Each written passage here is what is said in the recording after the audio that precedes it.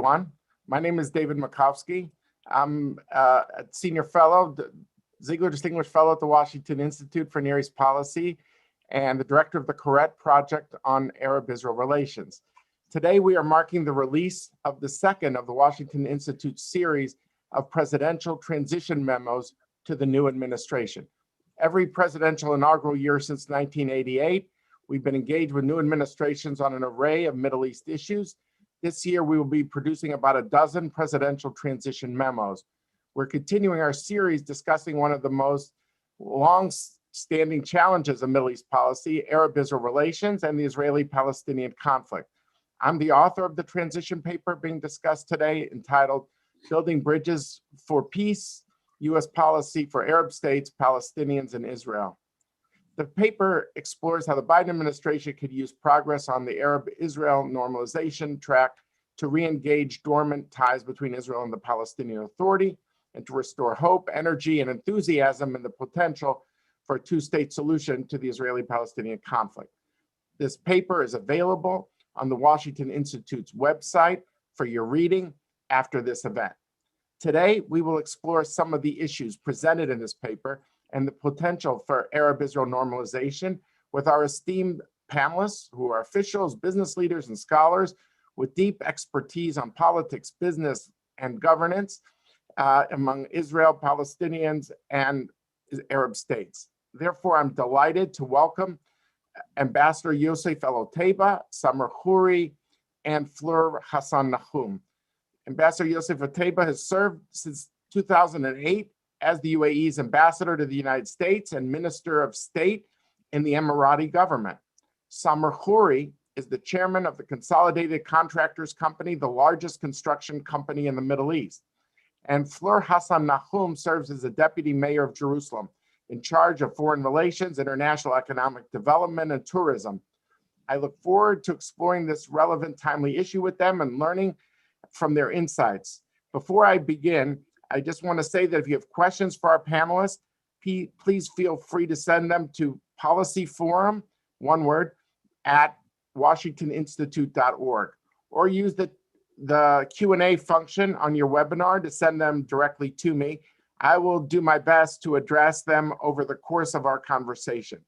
With that, I will begin. The way it'll go is I will put forward some questions to Ambassador Otaiba, and then each panelists will have about 10 minutes to express their thoughts, and then we'll go back and forth. So I'm told we have a very big crowd listening in and watching us, and so I'm really delighted all of you are here, and let's dive in. So, Ambassador Otaiba, first question: how is normalization going? What has gone better than you anticipated, and what are some of the areas for improvement? David, thanks for having me. It's a pleasure to be with you. So I think it's going fairly as expected. The only hiccup being Corona, obviously, is sort of affecting all of our plans, but it is going along the same path we expected. We are expecting business deals and trade and investment, and I see a lot of evidence of that, whether in the private sector and government or funds and investment opportunities. We're seeing visits back and forth. You saw the first delegation that came with Jared, but I think we've had a few more since. And the Prime Minister is going to be visiting us very soon. Unfortunately, his trip had gotten cut a lot shorter because of the Corona situation, but he should be coming to see us next week. The part that I'm most excited about and maybe did not predict or did not expect is the human-to-human contact piece. When you see artists performing together, when you see, this is new, I got this sent to me yesterday, an Israeli Little League team is playing a Little League team from Dubai, and they're both really excited about it. You know, when we were negotiating the Abraham Accords in July, Little League games was not something that we conjured up. But these are the kinds of things that are happening, and they're happening with equal excitement from both sides. So to me, that's the unexpected piece of the Abraham Accords. And if it wasn't for Corona, I think we'd be seeing more of it. I just saw a report today that since the signing of the agreement and the opening of travel, we've seen 130,000 Israeli tourists in the UAE in the past few months. Again, if you take the restrictions of Corona off, imagine how much higher those numbers would be. So I think we're moving in the right direction as expected, but I think we're being hobbled by restrictions because of the pandemic.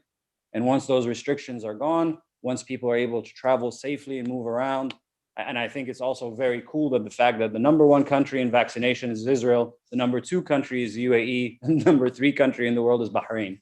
It goes to show that if we get this done ahead of the curve and we're able to go back to a slightly more normal environment, I think the after effects and the benefits of the Abraham Accord on a normal level are going to be felt very strongly by everybody involved. Well, since you've already made news here just now by saying that the Prime Minister is going to be coming next week to the Emirates, is there anything you want to say what you were expecting from his visit coming up? No, I don't know yet. To be honest, this visit was supposed to happen in early December and it got put off. And then it was supposed to happen in early January. And once again, it got put off both times because of Corona and scheduling. So this has been a long time coming. This is not a surprise visit. But I think it's going to be about how we work together in the future. It's going to be what benefits we can accrue from the relationship. How can we do research and investment and trade and technology cooperation together?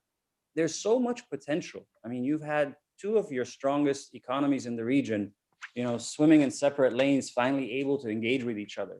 So we want to talk about the opportunities and the benefits and not just the politics. So we're looking forward to it.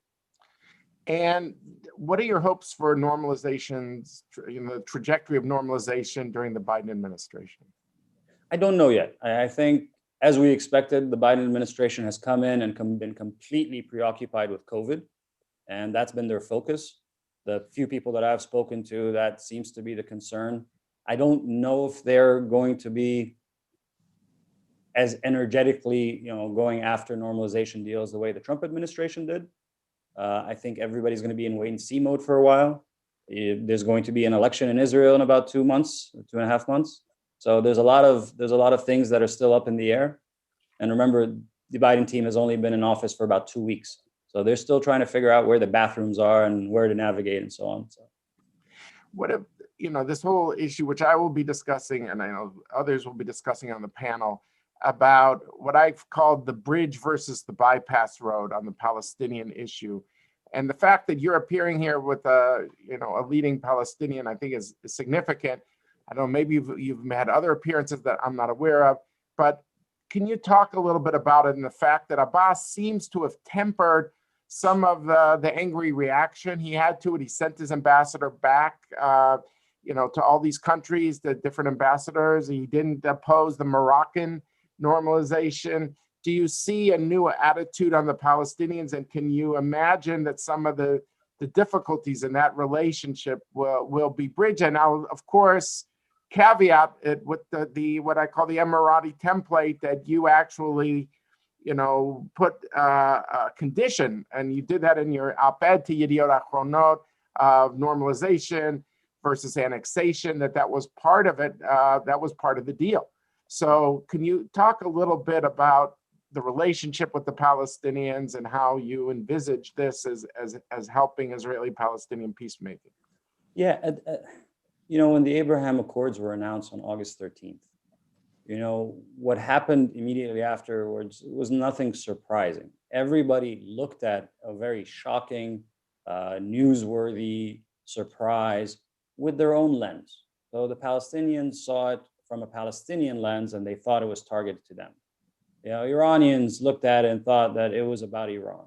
Everybody thought it was about them. The truth is, the Abraham Accords were about preventing annexation. The reason it happened, the way it happened, at the time it happened, was to prevent annexation. I've had a lot of conversations with the folks in the White House before the Abraham Accords, trying to explain to them that annexation is not going to be like moving the embassy. It's not going to be like the Golan decision. This is going to have a profoundly negative impact on the region, specifically on our friends in Jordan, on the rest of us who have begun opening up with Israel. It's going to have a negative impact, I think, on America and on Israel. So we were trying to convey that this is not a good decision, which ultimately led to the op-ed, which ultimately led to the Abraham Accords. So for me, the guy who negotiated this deal, this was really about stopping annexation and saving the two-state solution. I'm happy that the temperature has now come down a bit. And I think people realize that this was not a betrayal, that this was not selling anyone out. On the contrary, this was done to save the two-state solution, because if this had not occurred, annexation proceeded, David, you and I would be talking about what a one-state solution looks like. And I thought that would have been the disaster. So I'm hopeful. I'm hopeful that, reason and logic prevails, and we can continue working with the United States, with Israel, with the Palestinian leadership on what a two-state solution looks like. But at the end of the day, that's a decision for Israelis and Palestinians. I'm sure the Americans are going to be very supportive. But again, remember, they're very busy with COVID and they're preoccupied, and I'm not sure that this is going to be on the front burner for a Biden administration right now. So it really is going to have to come down to the parties. If they want to proceed, I think this is a good time to proceed and engage, but that's a decision for them to make. And I must ask you, because it's been in the news, and there's a journalist watching us. What are your thoughts on the F-35 review that the Biden administration is? Do you see this as a pro forma thing? Any new administration coming in likes to review what was done, and it's more of a hiccup, but that you feel the sale is going through? It is absolutely a pro forma, routine, sort of checking the box exercise, because they just inherited, and literally right before they took office, one of the largest arms deals in the world, a $23 billion deal, including F-35s, among others. So should they review it? They absolutely should. But they're going to find what we already know. It was done, through a very straightforward negotiating process. The LOA was signed. It went through Congress. QME was addressed. We did everything by the book. And I think they're going to discover that once the review is complete, and it will proceed. The inaccuracy in the headline was that the UAE sales are being frozen or paused. That is absolutely not true. That has been corrected on the record. Everything is still proceeding while undergoing a review at the same time. So I'm confident it'll end up in the right place, because it not only makes sense for us and for Israel, it makes sense for America. If America is indeed turning towards great power rivalries and focusing on China and focusing on Russia, the Middle East NSC structure is smaller and the Asia structure is much bigger. If you are going to have less of a presence and less involvement in the Middle East, you can't at the same time take tools away from your partners who are expected to do more. And so this is ultimately a net benefit for the US if you are indeed focusing more on Asia and others and focusing less on the Middle East. One last question, which is like a big picture. You mentioned at the beginning how normalization, even down to Little League baseball teams, how it's taken off in a way that no one could have envisaged, and that this really has the hope of being the people-to-people peace that Shimon Peres, if he was alive today, he would have loved. This isn't a strategic peace where what Israel said with Jordan or Egypt, where you look at the treaties even, where's the line, how many troops are where, that ends a chapter. This is all about a new chapter, and it's different. While those peace agreements have endured, do you envisage basically a new discourse about Israel in the Arab media that in the coming years as a result of this normalization? I noticed in the Emirates, you've got this center, the Abraham House, of a church, a mosque, a synagogue. The mosque faces Mecca, the synagogue faces Jerusalem. This goes beyond just state-to-state relations. This seems like this was a whole promise of a new discourse about the role of Jews in the Middle East in a way that we haven't seen before. And I just wonder if you could talk about that kind of long-term discourse impact beyond the state-to-state questions. The war and peace that you're describing, David, really ultimately depends on the people-to-people connection. It ultimately depends on people understanding and respecting, on people showing and demonstrating, displaying mutual respect. I think that is very important. And of course, the politics, can either help or hurt. And the fact that we have not had a war with Israel helps. The fact that we don't share a border with Israel helps, of course. But what's even more important is that you've created an open, respectful, diverse society in our country that welcomes Israelis.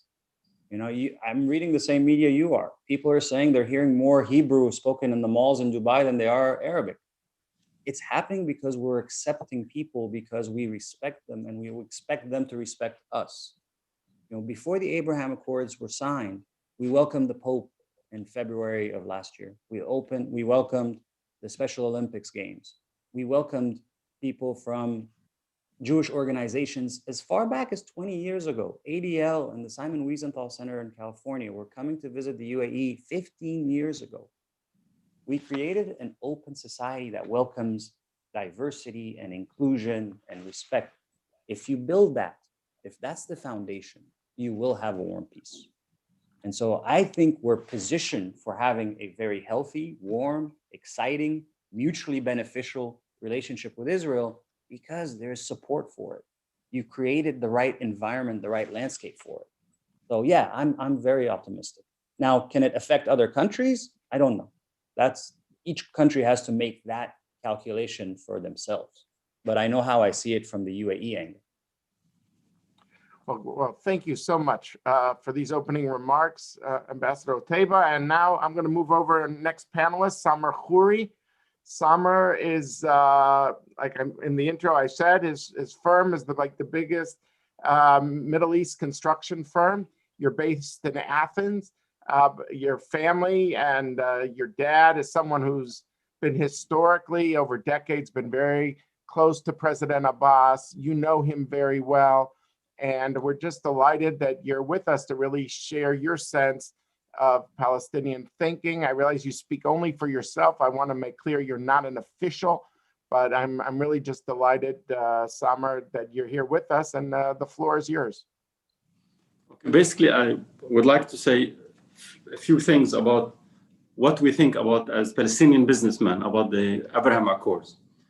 We, as businessmen, believe any businesses or interaction between any Arab countries and Israel that will move forward the peace process is a positive thing, as long as it doesn't undermine the Palestinians. And as Mr. Otaiba correctly said, this is not the intention of the Abraham Accords. We want to be very clear that there is 12 million Palestinians around the world, 4.5 living in Palestine and Israel, and the other 8 million living outside, like myself. I live in Europe. So the only legitimate representative of the Palestinian is the PLO. And this is the PLO is the only, and the PLO actually is the entity that signed the peace treaty with Israel. So that's the first point. Second point, although we were not part of the Abraham Accords, from a political perspective, we would have liked to see some things in it. I'll mention 4, but of course, this is now water under the bridge, because in my opinion, if these 4 items were listed, it would have meant the Palestinian population or maybe leadership more happy with it. I'll go quickly. No mention of two-state solution, no mention of Palestinian statehood and 1967 borders, no mention of East Jerusalem, and no mention of the illegality of the settlement that's recognized by international law. However, we don't want to cry over spilled milk. We want to move forward. I'm always a positive thinker. And I have identified 6 areas that I think our friends who signed the Abraham Accords can help us as businessmen. I'm not talking now about as PA, as businessmen, because we do business all around the world. And number 1, the World Bank has produced a report 10 years ago saying that Area C in the West Bank, which constitutes 60% of the West Bank, can, if it is properly developed, and if Israel allows us the permit to develop it, whether it's tourism, solar, agriculture, we can generate $3 billion to the GDP. Today, just to give figures, our GDP per capita is $3,000. The GDP in Israel is in excess of 40. We have an unemployment of above 30%. Israel practically almost doesn't have an unemployment before the COVID. So that's the first point. Second point, today the Palestinians use 1/5 of the water available compared to the Israeli citizens. Again, if we can have our friends in Abu Dhabi or in the Gulf help us develop the water resources in the West Bank. Third point, the whole world is moving to digitalization. Now we have, as our company, we use engineering office in Gaza, engineering offices in the West Bank for work we do in Saudi Arabia, in Tunis, in Kazakhstan. But we need Israel's clearance to get 4G and 5G. You know, we cannot compete in this world with outdated technology. Again, our friends in the Emirates and other countries can help us. I am personally, and other companies are investing in Jerusalem, in the West Bank, and we welcome Emirati investment partnering with us and other businessmen. I'm not saying myself, I'm saying in general, we would like to see Arab investment in East Jerusalem to maintain its Arabic culture, history, tradition, etc., etc. So, fifth point, we have asked as Palestinian business many times for Israel to allow us as businessmen freedom of movement. When I go to the West Bank and Jerusalem and even Gaza, it has been a while since I went, you never know, it's going to take you 1 hour or 3 hours traveling from Bethlehem to Jenin or to Jerusalem. You can provide these. We only once in the last 10 years got these special permits for businessmen. And lastly, you know, we have huge amount of natural resources, whether gas or oil or in the Dead Sea mineral resources or quarrying. Again, we can partner with UAE companies, we can partner with Arab countries, Saudi Arabia companies. But all these, the pushback is on the Israeli government to give us access to these, because every single one, whenever you talk to, is they tell you there is security concern, et cetera, et cetera. So my bottom line is, I'm as a businessman, not as a politician, believe the Abraham Accord can work to our advantage if our friends who signed it from the Arab world can push back on the Israeli government. I'm asking only economic things. I'm not asking for political. Thank you. Great. Thank you very much, Samer. And we'll get back to you in the Q&A. And we'll go over to, so we go from Athens, we hopscotch to Jerusalem. Fleur Hassan-Nahoum, please, the floor is yours. Well, I have to say, I want to, first of all, thank Ambassador Al Otaiba for really being, as everybody knows, one of the architects of the Abraham Accords. He has no idea how much in Israel it is appreciated to be accepted as a member of the region. This is all really we've ever craved for. In 1948, when we were willing to share the land with what was the Palestinian leadership of the day, and then in every single war that was launched against us. And all we've ever really wanted in Israel is to be accepted within the region. And for us, the Abraham Accords, as he said, is something that, yes, was signed by the visionary leadership and the bravery, I would say, of Mohammed bin Zayed, who was the first person, the first leader in the Gulf to announce the normalization agreements. And you know, in our religion, of course, we've got the story of Moses when he crossed the Red Sea, and nobody wanted to jump in the sea because nobody thought that God would split the sea. And then one guy called Nachshon decided to jump in the sea just because God told him to. And once he did, the sea split. So I see MBZ, of course, as a modern day Nachshon, because that was really the bravest move. Once he did it, Bahrain, of course, followed. And now we've got another few countries, and hopefully the momentum will continue. And I happen to agree, this is a very different piece. And of course, we have the context of the day, the context of the fact that we were not neighbors with sharing borders. We were neighbors regionally. So we have no bloodshed that was shed between us. The second thing, of course, is that we're in a moment in time where it's much easier to have a people-to-people peace. We're in the world of Zooms. Look where we all are this evening, and look how we're having this discussion. We're in the world of WhatsApps.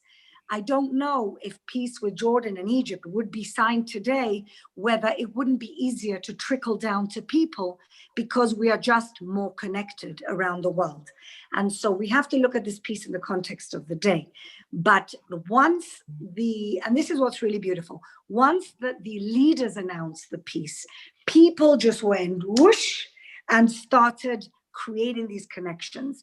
Along with my partner Dorian Barak, we created the UAE Israel Business Council, which we set up as an entity for both Israelis and Emiratis to meet, to start building those bridges, to open the door. A lot of people wanted to do business. A lot of people were excited. And we created a platform to start doing that straight away. Up until today, we have thousands of Emiratis and Israelis on this platform. And we're very excited. To go back to the Little League team spoke to me 2 weeks ago. I have to tell you, there's Little League, there's little hockey. I don't know how you call Little League and hockey. There's football, there's culture, there's music, there's everything you can possibly imagine. Interfaith meetings, cultural meetings, artists, theaters. It's incredible. And what I want to say to Mr. Khoury is that a lot of the people who are now on our business council and a lot of the cultural institutions and art institutions are Arabs from Jerusalem, Arab Israelis, and even Palestinians. And I'll tell you why. Because people ultimately want their lives to be better. I truly believe that. What unites us all is that we want, everybody we want basically the same thing in life, is to have security, and is to have a living for their family, and is to have healthy family, and to just get on with it. And I truly believe that. And that's why I believe that the Peace to Prosperity plan of Donald Trump was the right plan. Because even though we've signed Oslo agreements with the Palestinians, if they didn't see their lives improve in any way, then why would they believe in anything? Why would they believe in peace? So ultimately, it's all about improving people's lives. And what I see at the core of the Abraham Accords is the fact that we have countries who have united. Of course, we can be cynical and say that there's common interests, common enemies. We can say that, and of course it's true, but it doesn't mean that it's less true that we also want to see the region as a joint project to create mutual prosperity. The UAE and Israel are both countries that are very advanced economically in the Middle East. They're both countries that are very diverse in its populations. And they're countries that are thinking 20 years down the line, how do we solve the common challenges, which are food security, water security, cyber security, or whatever else is going to be the future in our region. And what I've been saying and I've been writing about, I am the deputy mayor of Jerusalem. My city has 40% Arabs. Some people describe themselves as Arab residents of Jerusalem. Some people describe themselves as Jerusalem Palestinians. I respect anybody's own definition of who they are. But those residents here are still my constituents. And my obligation is to them as much as to the Jewish and Christian residents of my city. And what I see here is an unprecedented opportunity to improve people's lives. That's what I see here. When I've already been to the UAE twice, I've been to Bahrain once. I mean, I go there and I feel so much at home. Of course, my family are from the region. My mother is originally from Morocco. My father is 300 years back. My family, Hassan, which is my surname, are from Muslim Spain. So I was raised in a community with Jews, Christians, and Muslims. I immigrated to Israel 20 years ago. And so having that background gives me a different perspective. My perspective is that I know we can live in peace. I know that when I was growing up, Muslims were our cousins. That's just the way that it was. That's how we all lived. And so that perspective, I believe, gives me a unique perspective into Arab culture because I've grown up, immersed in it. And when I went to the UAE, I just felt warmth and I felt at home. And I really felt that this is a hinge in history that has turned, like Winston Churchill once said, there's a hinge in history that turns, and the rest of what's going to happen is going to be different and better. And where do I see the Palestinians and the Arab Israelis and the Palestinians of Jerusalem? I see them very much in this equation. And I see them in this equation for the better. Again, improving lives for everybody. So I'll just give you an example about my own city and what I'm trying to do. When I flew to Dubai in December, 60%, I just want to say 60% of my flight were Arab Israelis. And they were thrilled, as far as I could see, that they could travel 3 hours on holiday to somewhere where they speak Arabic, where there's a similar culture. It's like Eilat, but for Arabs, of course, the flights are full of Jews as well. But just on a very basic level, the tourism, like what the ambassador was saying, is incredible. In the middle of Corona, I can tell you, I went everywhere. I went to the malls and I went to the desert, and everywhere I went, all I could hear was Hebrew. I was like, I need to get away from here. When I went to the water parks, all I could hear is Israeli Arabs talking in Arabic and talking to me in Hebrew, and my children talking to their children in Hebrew. And that is really where I see the future. From a very practical business perspective, I see two big things going on in my town. One is Muslim tourism. For the first time in our history, we've been enjoying decades of evangelical Christians, of all types of Christians coming as pilgrims to Jerusalem. And I believe we are now in the new era of Muslim pilgrims coming to Al-Quds, coming to Haram al-Sharif to pray. Every single Emirati that I met, and a lot of Indians and Pakistanis, Muslims, it's on their bucket list that they want to come and pray in Temple Mount. And so I envision a new era of Muslim tourism. And as a result of what could happen, inshallah, what will happen, we are now developing areas of East Jerusalem for tourism, for commerce, and for high tech. Because another one of the things that I do see in our future, and this again comes from necessity and from the real desire to include everybody in the prosperity of the Startup Nation and the Abraham Accords, what I do see is, and this is something I'm working very strongly towards, that Jerusalem is a very natural bridge to the Gulf because of our 40% Arab-speaking population. And at the moment, the city of Jerusalem, along with the government of Israel, has assigned land in East Jerusalem where we want to build a huge, massive high-tech park called Silicon Wadi. And with that, hundreds of thousands of meters of hotels, because what I want is the Arabs of my city to enjoy the new tourism and the prosperity of the Abraham Accords. And what do I see in 10 years' time? I see East Jerusalem as the R&D, as a research and development center of the Middle East, because the Arabs in my city have got this incredible combination of the Startup Nation energy and, of course, the Arab language and culture and desire to reach out to the neighbors. And the reason I can tell you, I'm just going to get political for a second, you know, the only people in the Israeli parliament who voted against the Abraham Accords were the Arab list, the joint list, which is a joint list of about 4 or 5 Arab parties.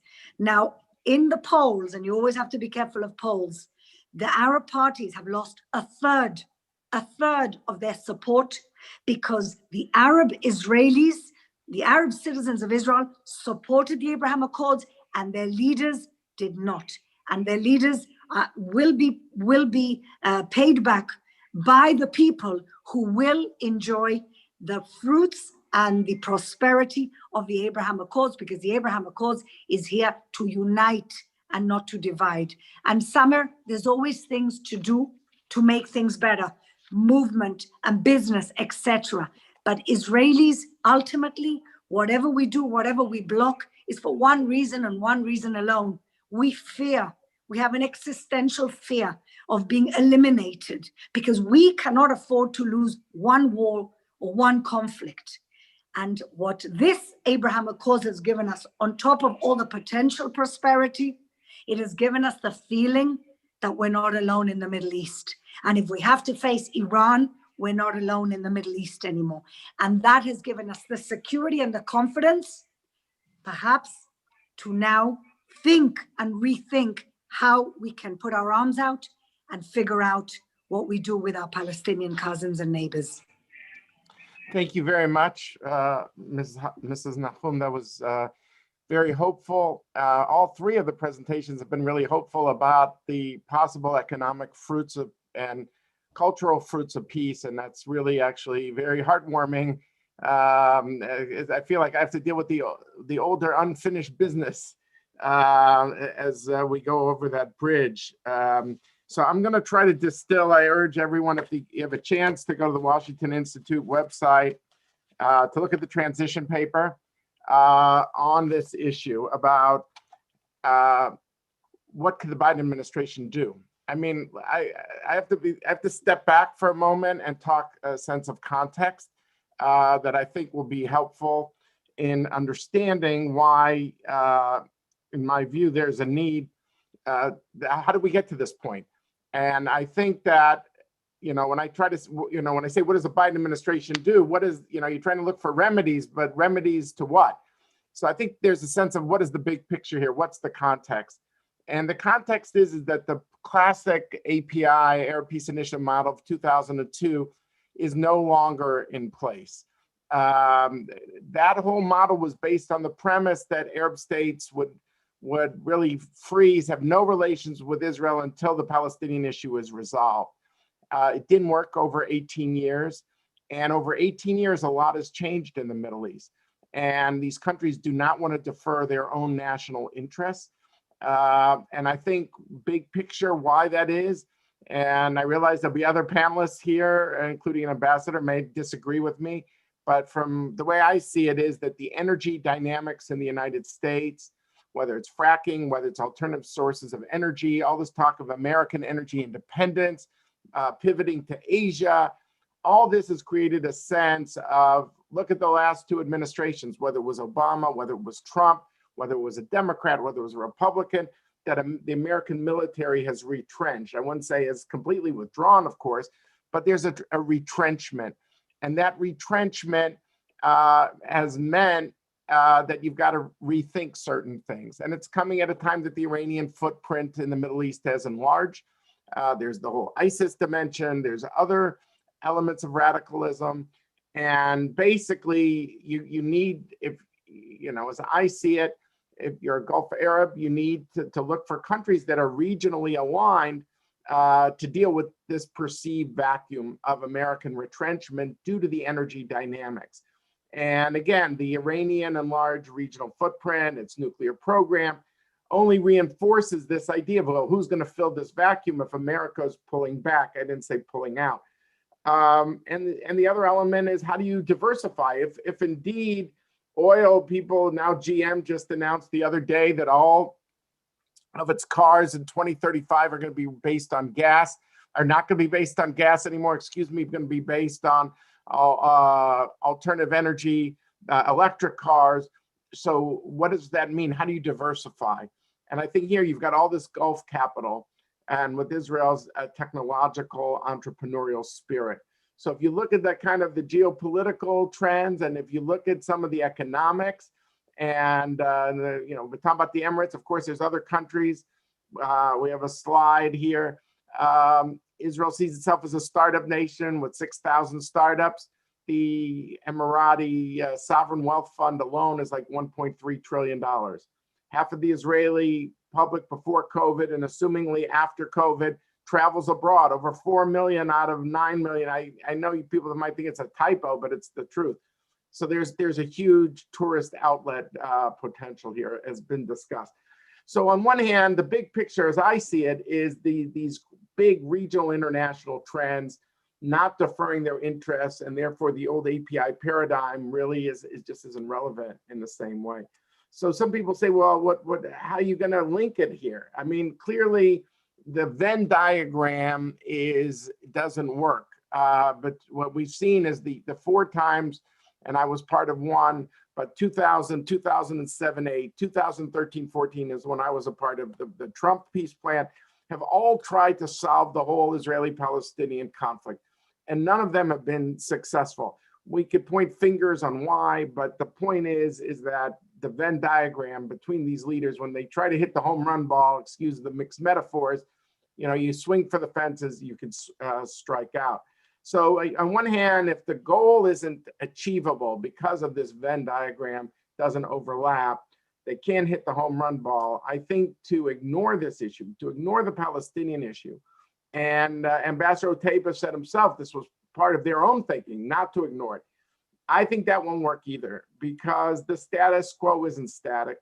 you slide to a one-state reality. This has profound implications for Israel's identity and Palestinian dignity. So the two-state model is something you can't achieve, but something you can't abandon. And then this whole question of bridge versus bypass road. I think we heard from Ambassador Otaiba this idea this isn't a bypass road. I find people in Israel at the right end zone see it as a bypass road and they're thrilled. The people in the left end zone see it as a bypass road and they're mourning. I see it more as a bridge. I think most people in the middle of the road see it as a bridge, and therefore I think that's why I wrote this paper. So how do we somehow bring these two ideas together? Can you somehow have a parallel set of moves where maybe clearly Saudi Arabia for Israel is the biggest prize? There's no doubt. And the Saudi issue is complicated now in the United States with the new administration due to the Yemeni war, due to the Khashoggi affair, this horrific development.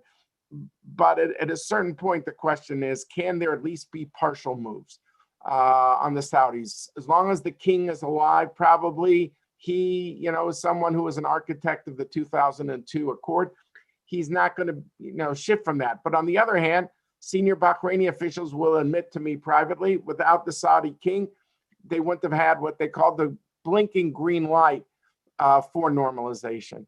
So the Saudis were key there. The Saudis were key when it came to overflights, as you see with this map, to go directly to the Dubai is 3 hours and 20 minutes. Without the Saudi permission for El Al, 8 hours. So that was important. You saw Bandar bin Sultan go on Al Arabiya.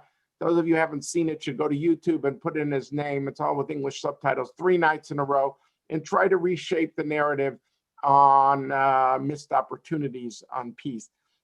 So I think there might be some partial steps. Is that a tourism office, an investment office, other offices that are on the road to full normalization? And maybe that would also lead Israel to say, like it saw when the Emirates thing happened, 80% of the Israeli public, when they were given a clear choice of relations with the Emirates versus annexation, 80-20, when they had a clear choice, said, we want normalization. And I give Ambassador Otaiba a lot of credit, his op-ed and Yediot in general. I see him as really the architect of the Abraham Accords in this regard.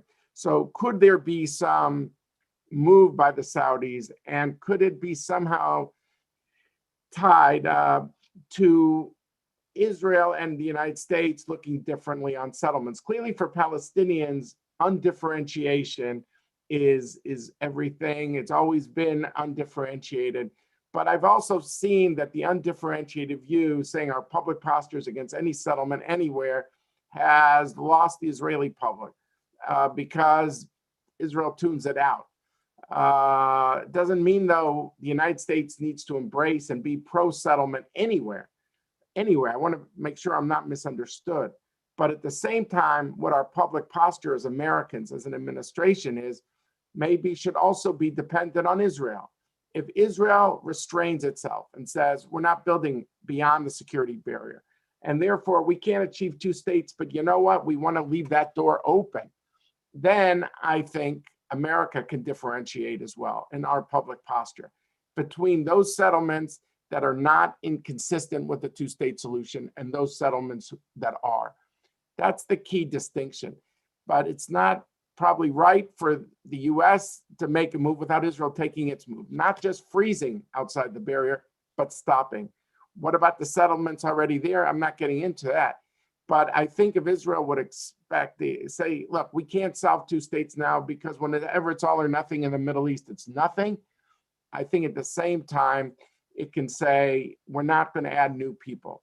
And we accept the principle of land swaps. Other Israeli governments have accepted that principle of land exchanges. I think this would change people's thinking. They would see Israel's doing something hard for it, but in return, the US is going to do something and differentiate, and the Saudis are going to make a key move here on normalization. So I think people would see, yes, restraint but there would be a gain. And the Palestinians would see that the Israelis are actually, not just freezing, but stopping, would be 93% of the West Bank. I'll just show you that one slide. Then I want to say something about the current moves. If we have that slide of a table of where the settlers actually live, if Sheridan is there, we could put it on. And here we are. Here's the slide, is that within the security barrier, 7% of the West Bank, 84% of Israelis over the Green Line, if you include East Jerusalem, live in 7% of the area. If you take out East Jerusalem, 77% of the West Bank. And the Palestinian side within the barrier, 5%, 16% if you include East Jerusalem. Once you go outside the barrier, then we're talking about 23% of Israelis, but 95% of the Palestinians. My point is not to say that the barrier is the border, but the barrier at least is an approximation, I think, for the fact that two states is possible. I don't think two states are possible today. I want to be clear, between Hamas and Gaza and other things, I don't see this happening today.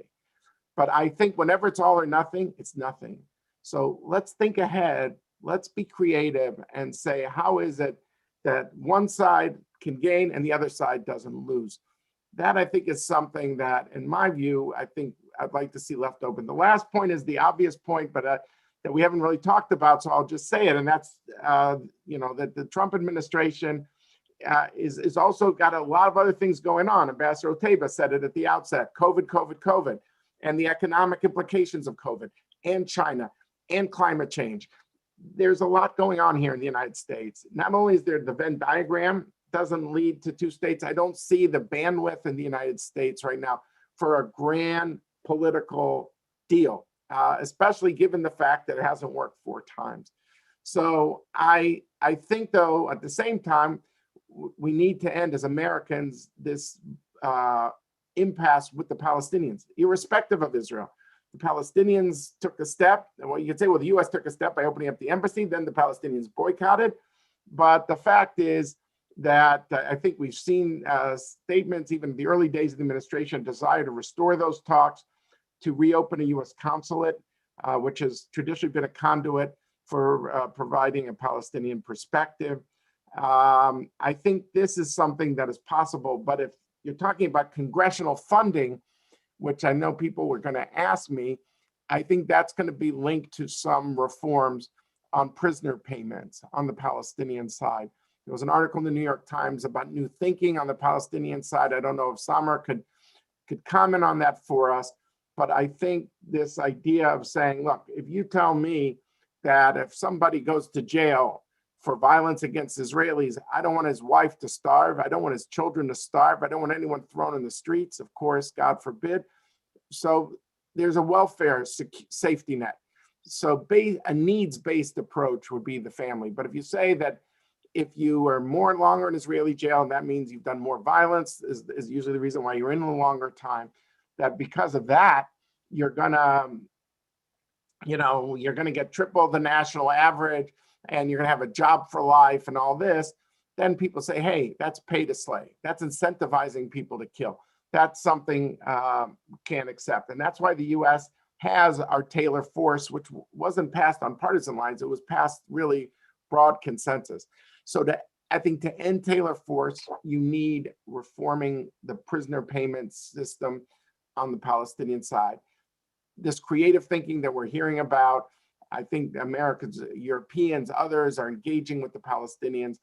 When they break the logjam there, I think it'll break the logjam here on the issue of congressional funding. I'm not talking about payments to hospitals and humanitarian issues with COVID and things like that.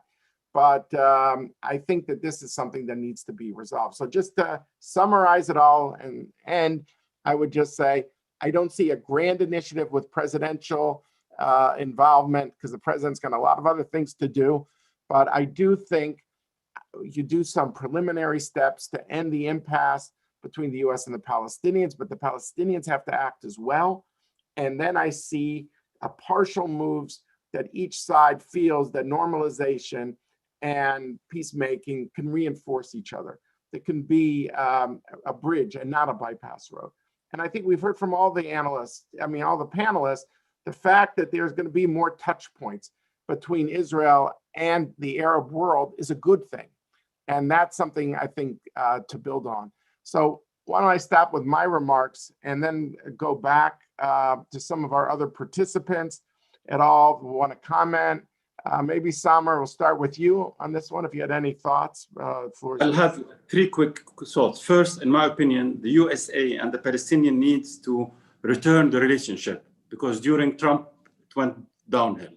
And you said some quick wins from whether the embassy, the PLO in Washington, whether in East Jerusalem, whether it's UNRWA, etc. From the other side, I can assure you that I have concrete information that they are doing very hard issues internally, like on incitement, like on prisoners' laws, things that hopefully will be both good to the American administration and to Israel. Second point, we cannot lose hope. The Palestinians have a hope of two-state solution. This is something, I know we're not going to realize it tomorrow, but this is something all we should work toward.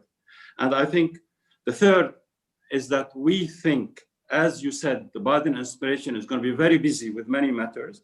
Let us expand the Quartet. Let us maybe add members from the Arab world, from Europe, other partners, because I think at least during this year, the Biden administration has going to have its plate full of many other matters. And maybe the Israeli-Palestinian issue is number 80 on the round line. These are my three comments. Yeah. Okay, Ambassador Otaiba, can you talk about this more about, can you imagine an Arab quartet being more involved, as Samer pointed out here, and look, maybe let's put it on the table, the bad blood between President Abbas and MBZ, the whole Mohammed Dahlan factor in the Emirates, who is a red flag for President Abbas, and yet has had excellent relations with your country. How do you see getting over some of this bad blood, and how do you see the Arab world, how do you see the Gulf states playing a more systematic role on the Palestinian issue? Thanks, David. I think the answer is simple. If there is a plan, and that plan requires a team, and that team takes the shape of the Arab Quartet and maybe some others, of course we would say yes. But there has to be a plan. There has to be a team. There has to be a team captain. There has to be roles and responsibilities. There has to be sort of a proper way to manage. I mean, Sam is a businessman. You can't go into a business project or a tender if you haven't done your homework. You can't win the business if you haven't competed properly and presented a good plan. And right now, we don't have that plan. Is there a plan? Does it help improve the quality of life for the average Palestinian? Can we go around the PA so we're not held, or obstructed by the PA? Of course we'd be interested, but we haven't seen any of that. So you're asking a question, would the UAE be willing to help? Help with what? I mean, we saw examples where we sent coronavirus assistance and it got rejected. We were trying to help. Our help was rejected. So are we willing to help? I think as long as there's a plan clearly outlined with roles and responsibilities, with people knowing what they're supposed to be doing, of course we'd be interested. And the issue of the relationship between the president and the crown prince, do you see that kind of bad blood being overcome? Given that the President Abbas seems to have taken a step back by restoring the ambassador and tempering his remarks of the early days? I don't know. It's hard to tell, David, but if there is a genuine desire, of course we can have a conversation about how to get past it. But there has to be a genuine desire, and that desire has to be sort of demonstrated and displayed somehow.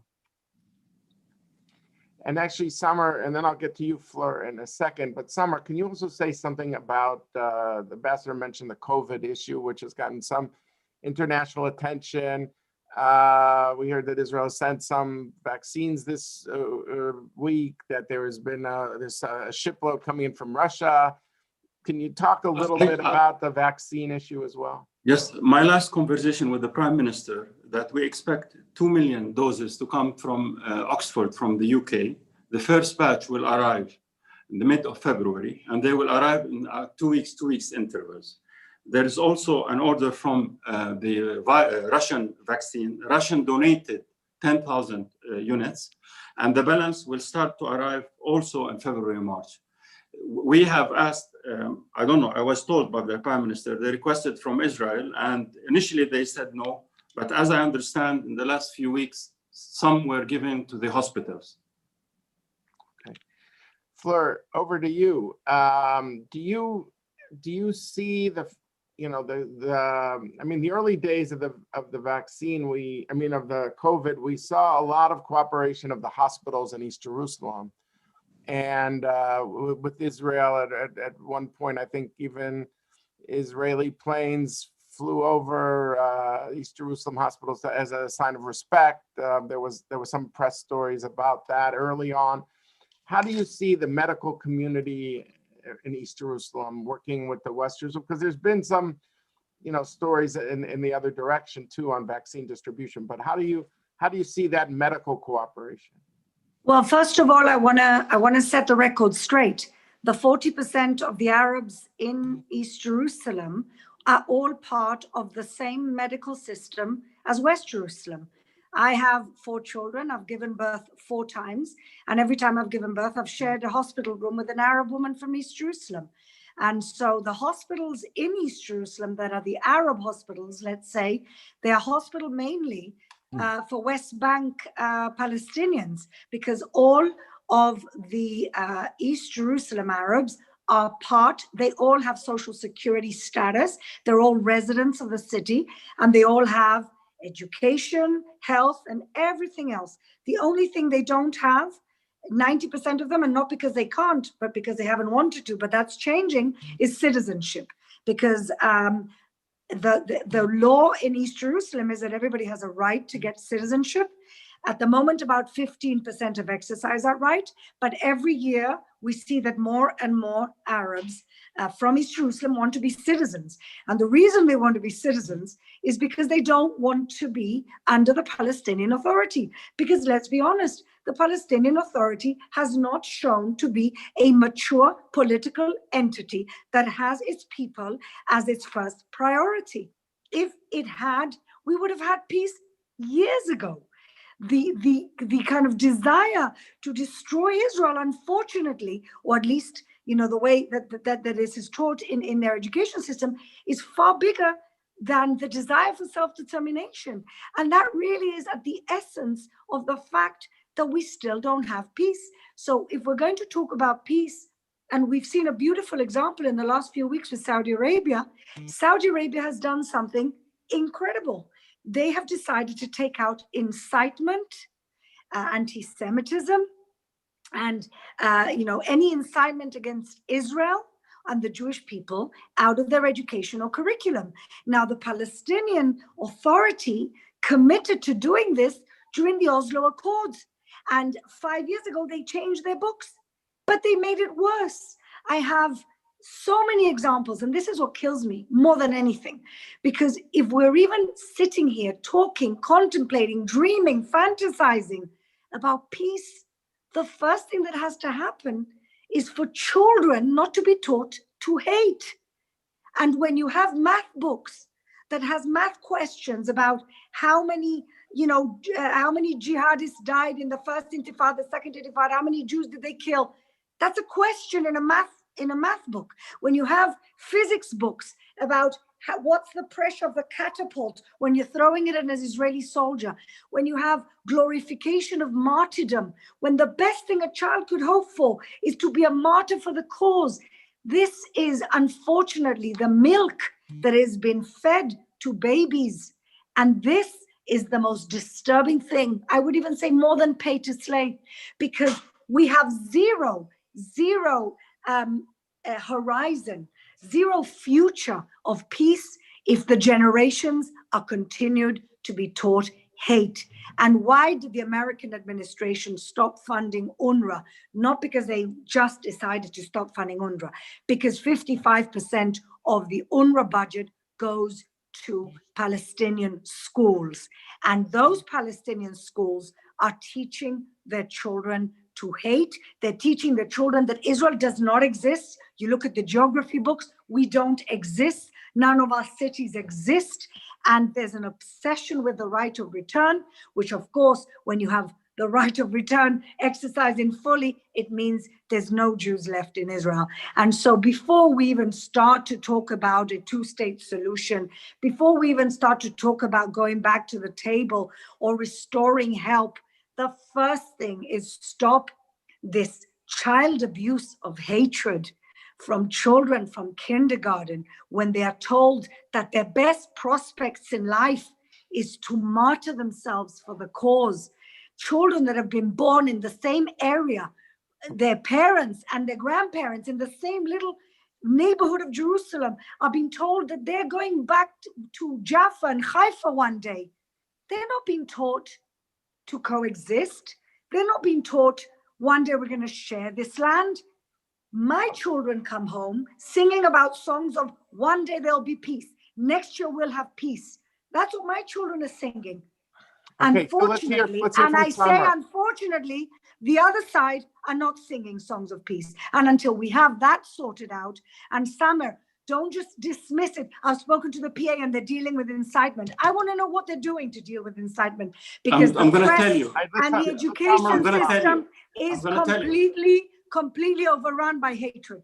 Okay, I'm going to tell you, we're going to propose in our first meeting when the Palestinian Authority meets with the Americans, a trilateral committee, Americans, Israelis, and Palestinians, to look at the incitements on what you are saying about. This was proposed during Y River agreement, and it was never enforced. So now I can assure you from our Prime Minister, which I spoke to him 2 days ago, the first meeting between us and the Israeli officials and the American officials is going to put on the table so that all of you are relaxed. We are willing to look at our books, and we would like also to look at your books in the schools, both ways. Okay, can I just say one thing, since I've been around the block a few times on the incitement issue, in terms of how it was trying to be dealt with. In the past, when this trilateral committee has existed, it turned into a media circus with each side pointing fingers.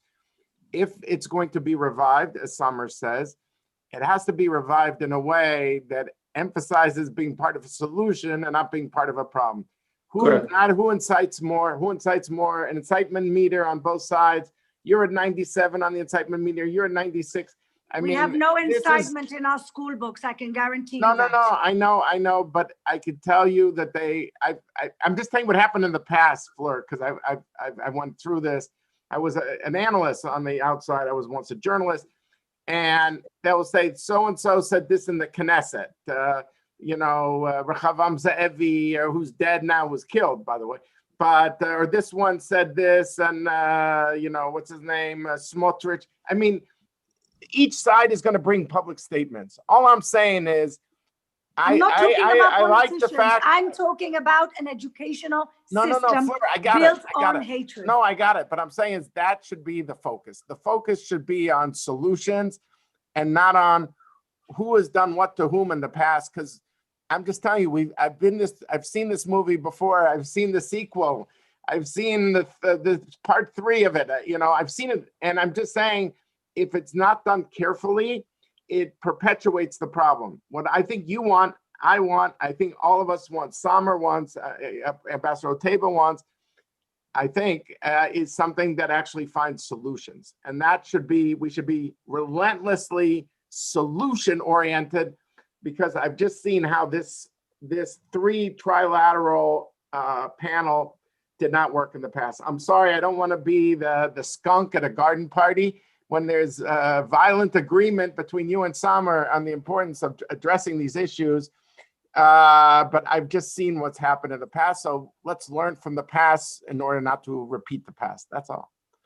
Okay, why don't I turn a question that's come up, and here was something from David Pollack, one of my colleagues, and he writes like this. He said, do you see how do you see the business community really in addressing these issues, bringing people together? In other words, specific, even American companies, he points out. In other words, how do we use the private sector? And in this panel, we did try to highlight more the economic dimension.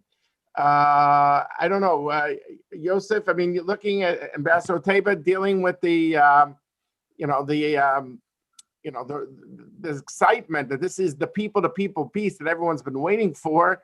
I'm just curious, talking to Emirati business leaders, do they share the enthusiasm? You're gonna say, look, they're private sector, their job is to make money, but I just want to gauge the enthusiasm of the private sector to try to solve maybe Israeli-Palestinian issues too, just as there's been Israeli-Emirati bilaterals. I remember the Sheikh Zayed neighborhood in Gaza that was done. But anyway, Ambassador Otaiba, over to you. So just an observation. If you strip away all the geopolitical reasons of why the Abraham Accords are important or factored into the Abraham Accords, strip all the politics and policy reasons out. On a purely bilateral, business to business, research to research, academia to academia, technological to technological institutions, making peace with Israel makes total sense. To link those two economies together, private sector, government, research, AI, food security, it is in both countries' best interest. If you come back and layer in all the geopolitics, it makes even more sense. So I would probably tell you that the single most excited constituency in the UAE about normalization is the business community. You've basically just opened one of the most dynamic and strongest economies and markets for them, where before it was completely off limits. And I think we both have the same sense of business people. They are not going to be affected by politics. If it makes sense for their business, if it means growth, if it means more business, they're going to be involved. So I think the biggest cheerleaders for this agreement are the business communities. The second biggest are the young people. The young people who don't have the baggage of the older people. The young people who look at Israel and see, the Silicon Valley of the region, who look at Israel and see startups, who look at Israel and see tourism. So the young people are just as excited, if not more excited, than the business community. And I think that's a huge chunk of the country. So on both the human and the younger population, they're very excited to be allowed to go see this country that they've always been told, no, it's off limits, you're not allowed to go. The business community is now allowed to invest and trade and do business with a very big economy that was off limits to them before. Now, again, if you add the geopolitics, the US relationship, that we suspended annexation, it still makes sense. So yeah, the long answer to your short question is, yeah, there's a lot of enthusiasm about this. We're looking at this very pragmatically and the ways it can benefit the UAE, whether it's in the agriculture and agri-tech sector or desalination or technology. And can you also envisage this cooperation helping countries in Africa in desalination, all this green tech, food tech, a lot of this talk of things that the Emirates wants could benefit third parties, elsewhere as well, right? We've decided, David, that 2021 is the year we're really, really going to focus and double down on strengthening and developing our economy as we come out of the COVID crisis. We are focusing on Africa and Asia, Europe, the Middle East, the US. We are focusing on our energy sector. We're focusing on our technology sector. We're focusing on basically growing our economy as fast as we can, as strong as we can. I got an update 2 days ago. I was on a conference call with our folks, and I was being walked through all the financial deregulation that we're going through, bringing fees down for Abu Dhabi stock market so we get more growth, allowing family offices to list. I'm sure you saw a week ago the new immigration policy, where for the first time in our existence, in our 50-year existence, we are now going to be allowing dual citizenships, and we're going to be attracting talent and wealth back into the UAE and giving them citizenship. I saw. I mean, if you think of the region and how much it's changing, look at decisions like granting dual citizenships to expats. Look at the decision on the Abraham Accords. Look at the decision on bringing the Pope to visit Abu Dhabi. What I want people to understand is we are changing. The region is changing. The attitude is changing. And it's moving in a very different direction. It's moving in a forward-looking direction. We're moving away from ideology, and we're becoming very pragmatic and very focused on how do we improve our economy, our national security, our quality of life, and it's leading to the decisions that I've just pointed to. So I think the sky's the limit. If the Abraham Accords allow us to do more business in Africa that benefits us and Israel and Africa, absolutely it will happen. So yes. I just want to say one thing about your boss, and you worked for him before you came to Washington, Mohammed bin Zayed, because I think a lot of the people who watch our program might want to understand that they don't know him as well, and they'd like to know more about him. And that is, you know, he differentiates himself from the Saudis. He got out of the Yemeni war, made that decision on his own. The Abraham Accord was clearly his decision. I'm sure it's not so easy, you know, breaking from the pack. There's a certain, you know, people are kind of used to a certain thinking, and then you need to be a maverick in a certain way to go in a different way. What can you tell Americans who are watching this more to understand what makes this guy tick? Yeah, it's not hard to break away from the pack. It's not easy. You said it's not easy to break away from the pack, but it's not hard either. As long as the decision makes sense for UAE priorities, as long as it makes sense for our economic and national security interests, we will do it. You know, 5 years ago, if you and I were having a conversation, and if I asked you, do you think we'd ever see a pope visit the Arabian Peninsula? We would probably say, nah, it'd probably be controversial. There would be a backlash. You know, conservatives and clerics would be against it. And if I asked you if we would build an Abrahamic house, you would have probably thought I was crazy. 5 years ago, just 5 years ago. But we are willing to take risks if we believe in what we're doing. We are willing to break away from the pact if it ultimately benefits us and our interests. We are willing to do what we believe is right, even if we know we're going to get criticized for it. And look at the Abraham Accords. There was a huge list of countries that welcomed the Accords and very enthusiastically welcomed the Accords. And there was a list of people who were against it. At the end of the day, we knew that was how it was going to break down.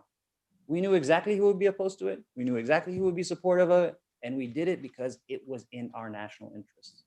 So yeah, I know it's not easy, but it's not that hard either. As long as you can make the case to your people, to your society, this is ultimately in the best interest of the country. And look how far we've come in just 5 years. Things that were unimaginable 5 years ago are happening. So imagine what the next 5 years are going to look like.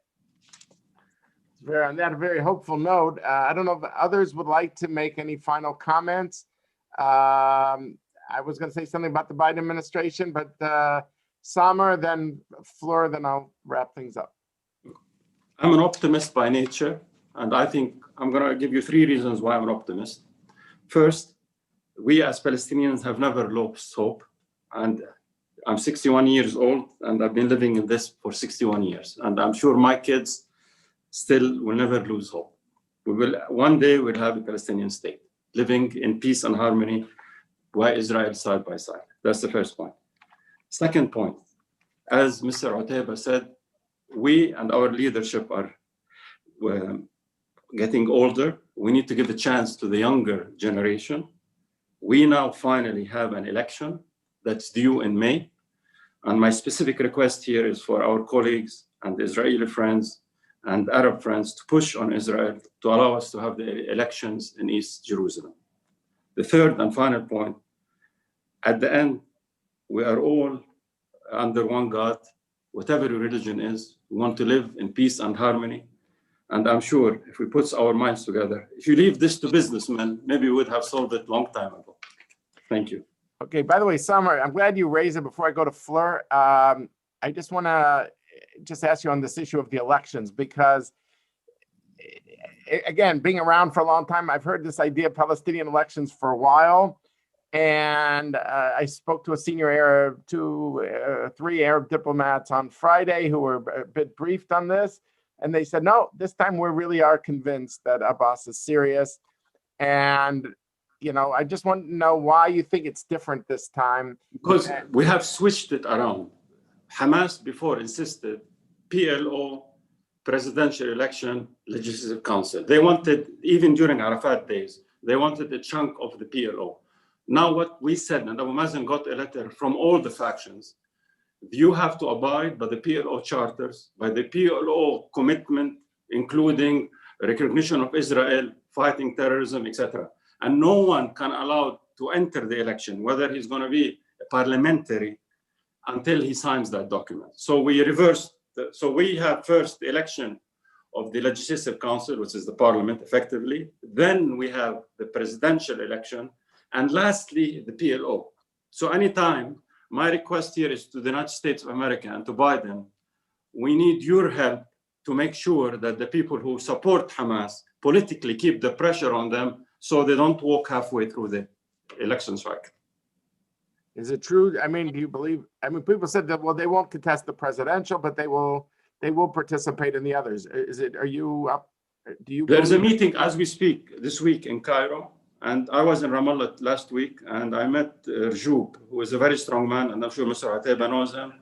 He's a bulldozer, and he's going to deliver. I know this guy. Once he takes a file, he delivers.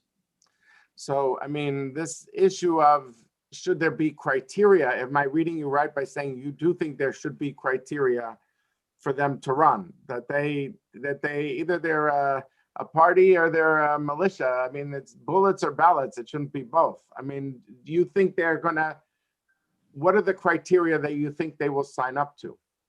Whatever the PLO has signed so far, commitment to Israel and to the international community, they have to sign on it. Okay. Or else they can't run. Exactly. Okay. And on the issue of East Jerusalem, I will just add here too, being around for a while, I know there have been three elections, the election of 1996, the election of 2005, the election of 2006. In each one of the three, I found the creative problem solving worked. First of all, they had the elections on Saturday. And once it was on Saturday, the Jewish side was kind of off to the side in the synagogues and on the soccer fields. What they did was they held them in post offices somewhere. And by holding in the post office, they Shimon Peres would say, well, look, we see this as an absentee ballot. And the Palestinians say, well, we don't see it as an absentee ballot. And each one could keep to their faith, whether it was an absentee ballot or not. And even the shape of the ballot box I found was based on this, which was, well, if it's a regular ballot, you put in the ballot from the top. And the Israelis say, no, it's a mail-in ballot, so you put the slot on the side. So they put it in the middle. All I'm saying is if there's a will, there's a way. And they've solved it 3 times. So there's no guarantee they solve it a 4th time, but I'm just saying there is a history here. Okay, Fleur, over to you. Well, like Samer, I am an optimist, and I always try to see the glass half full. I think we are in an unprecedented time in history where we have to make a decision of where we're going to be in the next 50 years. Are we going to keep fighting, or are we going to fight the elements like viruses, like water scarcity, like food security challenges? I think that we owe it to our children and to our grandchildren to focus on what's really important. And it's not fighting with each other. It's learning how to create a shared society. It's learning how to share the region. It's learning how to find the strengths and use those strengths to complement each other. We can do so, of course, with all of the Gulf countries, but we can certainly do so with the Palestinians, because ultimately they're our closest neighbors and they will be our closest neighbors forever. And so if we don't solve this problem, then I don't know who will. And now I think we have willing partners, people who have shown that they believe in us as a region, like the UAE and Bahrain, Morocco, Sudan, Bhutan, and many more, inshallah, to come. And I look forward to the next few years, to the Palestinian leadership to be what its people deserve. And that is mature leadership that is willing to put the interests of their people, the prosperity of their people, before any type of infighting and before any type of rhetoric. Let's just get on with it and create a better country and a better region for all our children. Fleur, thank you very much. Look, I want to say I've been moderating sessions on the Israeli-Palestinian issue for 21 years since I've come to Washington. This has got to be one of the most hopeful ones I've seen, because you've got people seeing that there are it's shared space. There's just too much history and too little geography. You've got the new dimension with the Emirates and other normalizing states. And a challenge for the Biden administration is, can you galvanize that energy, that positive energy of a network of normalizing Arab states for closer bilateral ties with Israel and also for revived Israeli-Palestinian peacemaking? This is a challenge, and it's a challenge for the Palestinians to see a new Middle East is emerging based on all these international trends that I mentioned at the start. I think it's a hopeful moment. It requires creativity. Like I said, whenever it's all or nothing, it's nothing. In the Middle East, we saw 4 times that we tried the full approach. So I just hope all of you tune in. I'm hopeful the Biden administration, which we keep saying has got all these other priorities, that it might have to come, as Ambassador Otaiba said at the outset, from the parties themselves for more normalization, for more creativity. If it comes from the region, it'll be stronger and to be brought to the administration. So I just want to, I'm sorry for those questions I didn't get to, but I just want to thank our panelists, whether they are sitting in Washington, whether they're sitting in Athens or Jerusalem, who joined us. I hope you all go to the Washington Institute website, www.washingtoninstitute.org. You download the transition paper, and my colleague Dennis Ross, who wrote one on Iran. There'll be other colleagues of mine who will be coming out, other analysis pieces. Look at that for new material. If you're interested in podcasts, one I've done on Israeli-Palestinian peacemaking and leadership in the U.S.-Israel relationship, decision points. But stay tuned to the Washington Institute for this new term of administration for the next 4 years. I'm thankful to all of you. So whether you're in the Mideast or in the Northeast, let's say good night in the Middle East, and good afternoon here in the Northeast. But thank you all, and come join us again. All the best to everyone. Thank you. Thank you. Thank you. Thank you.